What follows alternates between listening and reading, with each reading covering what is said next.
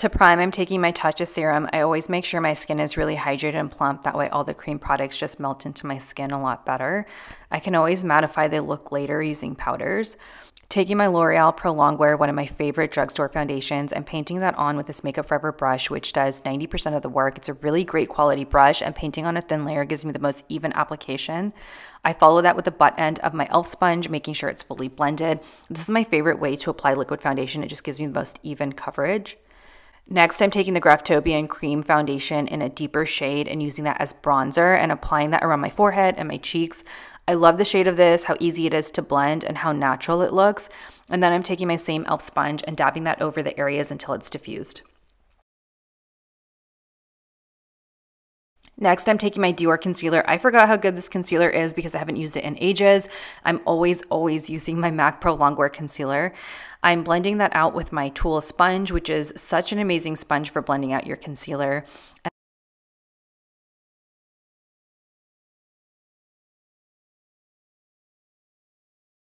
And then, as always, I'm setting my concealer lightly with the Lancome Long Time No Shine powder.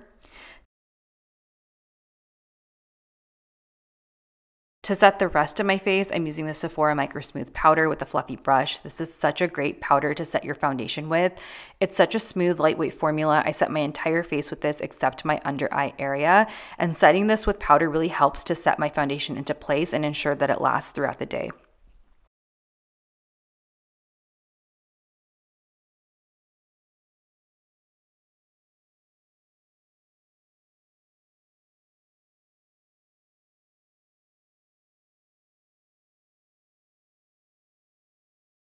I'm adding a little bit of the new MAC bronzer, which I've really been loving lately, over where I applied the cream bronzer just to bring that to the surface.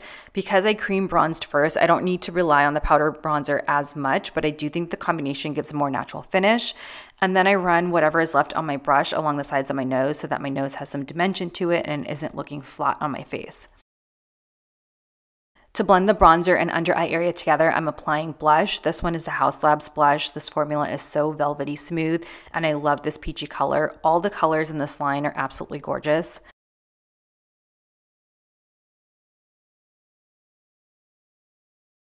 To lightly set everything, I'm taking the MAC Pro Longwear Loose Powder. This stuff is so thin, it's almost non-existent. You can see it just evaporating into the air, but that's what I love about it. It is so finely milled.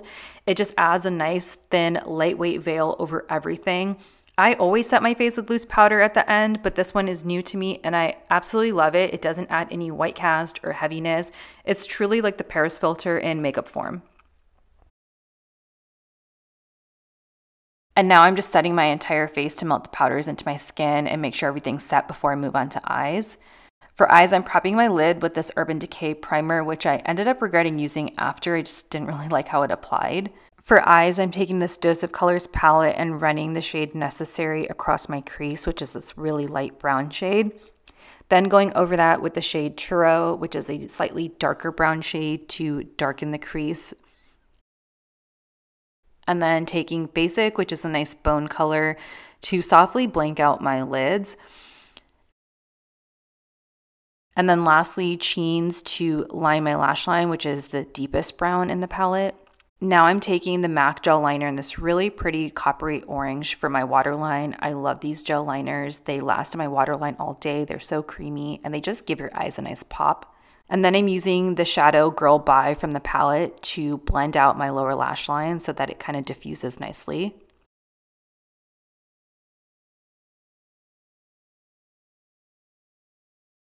I just opened a fresh bottle of my favorite IT Cosmetics Superhero Mascara, so that is what I'm applying here.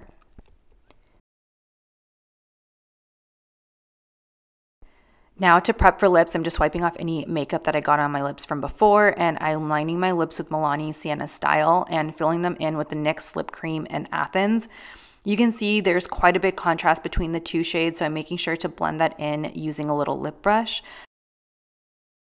And then I decided I wanted to blot the entire lip, so I just used a paper towel so that it was a more toned down, like lived in look. And then I took the Hourglass highlight for a pearlescent glow and I swept that across my cheeks. I love how soft this glow is. It's completely put me back into using highlighter. I cannot recommend this enough.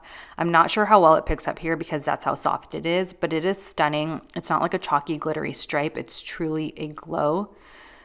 And then lastly, I'm taking MAC Studio Fix to turn up my under eye brightness. I absolutely love doing this step. I feel like it really just adds some oomph to my under eyes, but in a very natural way. All right, that completes this look. This is how the makeup is looking. I think it's very natural, but still glam at the same time, which is, in my opinion, the perfect intersection.